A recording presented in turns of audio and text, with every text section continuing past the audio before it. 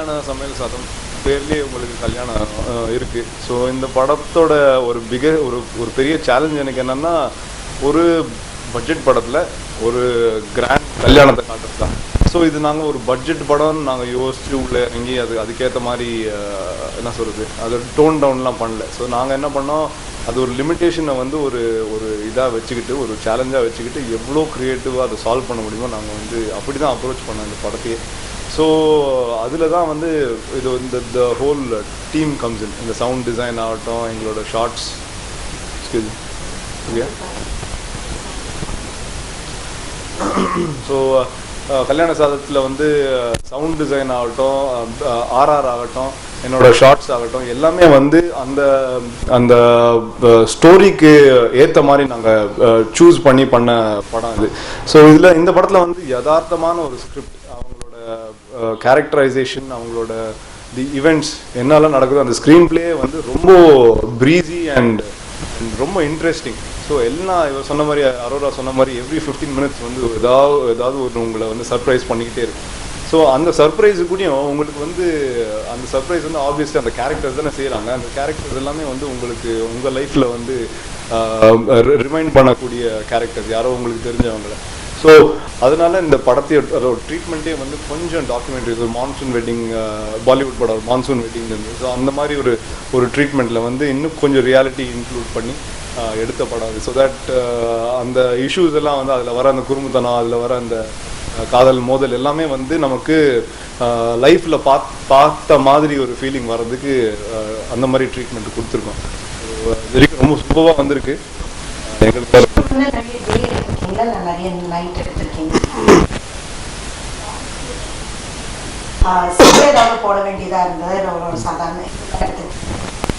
இந்த படத்தோட லொக்கேஷன்ஸ் வந்து பிரிட்டி மச் கல்யாண சமையல் சாதம் வந்து பிரிட்டி மச் சென்னை பேஸ்ட். அதாவது தி கேரக்டர்ஸும் சென்னை பேஸ்ட். ஆனால் இந்த படத்தில் வந்து கொஞ்சம் டவுனுக்கு போய் தான் கல்யாணத்தை செய்கிறாங்க. ஆனால் அந்த டவுனுக்கு போகிறது வந்து அதெல்லாம் கூட இங்கேயே ஷூட் பண்ணிட்டோம். ஸோ அதுதான் சொல்கிறேனே, எங்களோட பட்ஜெட் இருக்கிற இந்த லிமிட்டேஷன்ஸை வச்சு க்ரியேட்டிவாக சால்வ் பண்ண படம் இது. ஸோ அதில் தான் நாங்கள் வந்து பெருமை எடுத்துக்கிறோம். இன்னொன்று வந்து இந்த படத்தில் வந்து நைட் அண்ட் டே ரெண்டுமே ஈக்குவலாக இருக்கும். அதாவது டே சீக்வன்ஸஸும் இருக்கும், வேற கல்யாணம் கிட்ட போக நமக்கு இன்க்ரீஸ் ஆகும், சங்கீத் இன்க்ரீஸ் ஆகும், ரிசப்ஷன் இதாகும். அதுக்கப்புறம் கிளைமேக்ஸே வந்து இதில் நைட்டில் நடக்கிறது தான். அது பியூட்டிஃபுல்லான சீன். அரோரா வந்து தெளிவுகிறாங்க பேக்ரவுண்ட் மியூசிக்கில். ஸோ அந்த சீனில் வந்து கம்ப்ளீட்லி நைட். ஸோ அந்த சீன்லாம் வந்து எங்களுக்கு ரொம்ப சேலஞ்சிங் அண்ட் ரொம்ப பிடிச்ச சீக்வன்ஸ் இந்த மூவி.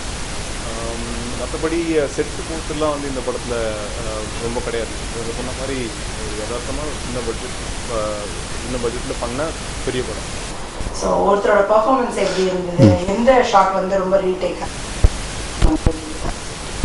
கல்யாண சமையல் சாதம் இந்த படத்தில் வந்து actors Prasanna and Lekha Washington வந்து தியேட்டர் பேக்ரவுண்ட்.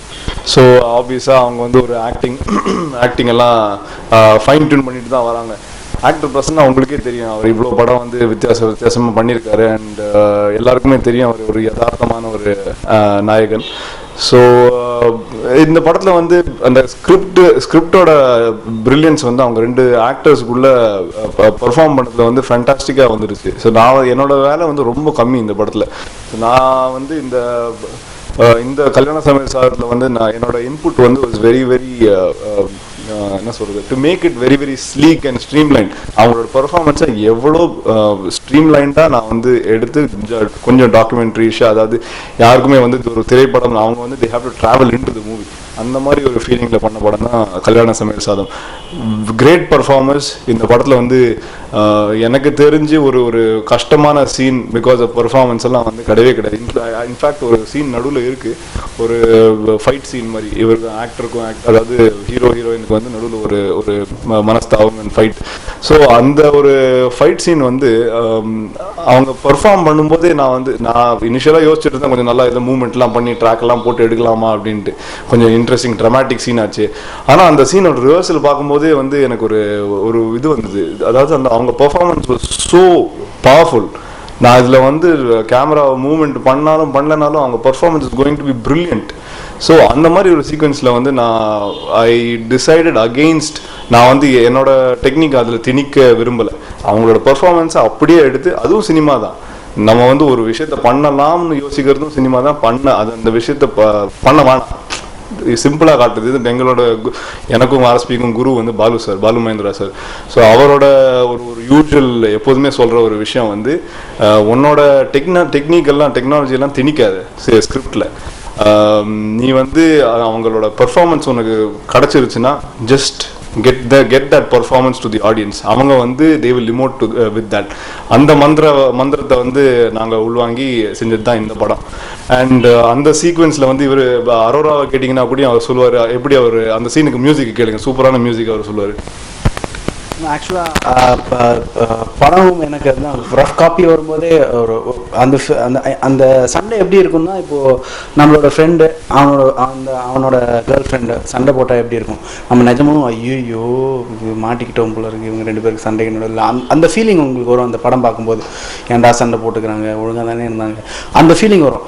ஸோ நான் சும்மா அந்த ரஃப் வித்தவுட் டப்பிங் போது அந்த ஃபீலிங் வந்தது. ஸோ நான் தான் யோசித்தேன் என்ன மியூசிக் பண்ணலாம், 2-3 ஆப்ஷன்ஸ் யோசித்தேன். அப்போ தான் ஆர்எஸ்பி வந்தார், வந்துட்டு பார்த்துட்டு சொன்னார், இல்லை இதுக்கு தேவையில்லை மியூசிக்கு, டெஃபினட்டாக தேவையில்லை. ஸோ அப்படின்னு சொல்லும்போது I was very happy. Music இல்லாமல் இப்போது நான் படத்தை பார்க்கும்போது அந்த ஒரு 2-3 minutes sequence it's brilliant.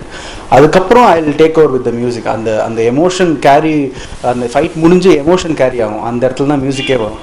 So அது it has worked out very well.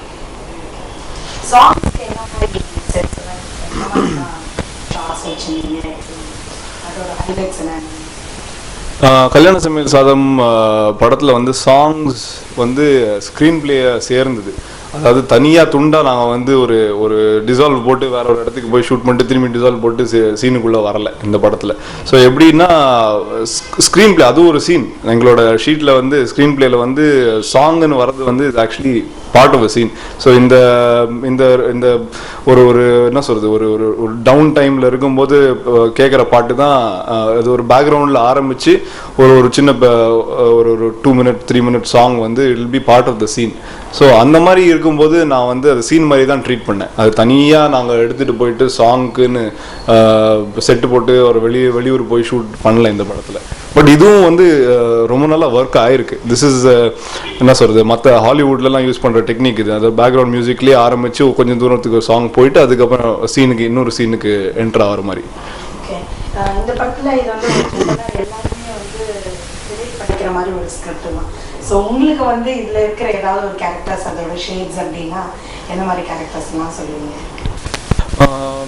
கல்யாண சமையல் சாதம்ல வந்து நிறைய பல விதமான கேரக்டர்ஸ் இருக்காங்க. ஹீரோயின் அவங்க ஒரு விதமான கேரக்டர், ஹீரோட அப்பா ஹீரோட அம்மா ஒரு விதமான கேரக்டர், ஹீரோயினோட அப்பா வந்து டெல்லி கணேஷ் சார் ப்ளே பண்ணியிருக்காரு, அவர் வந்து ஒரு விதமான கேரக்டர். அதெல்லாம் வந்து ஸோ இந்த படத்தில் விதவிதமான கேரக்டரைசேஷன்ஸ் இருக்குது.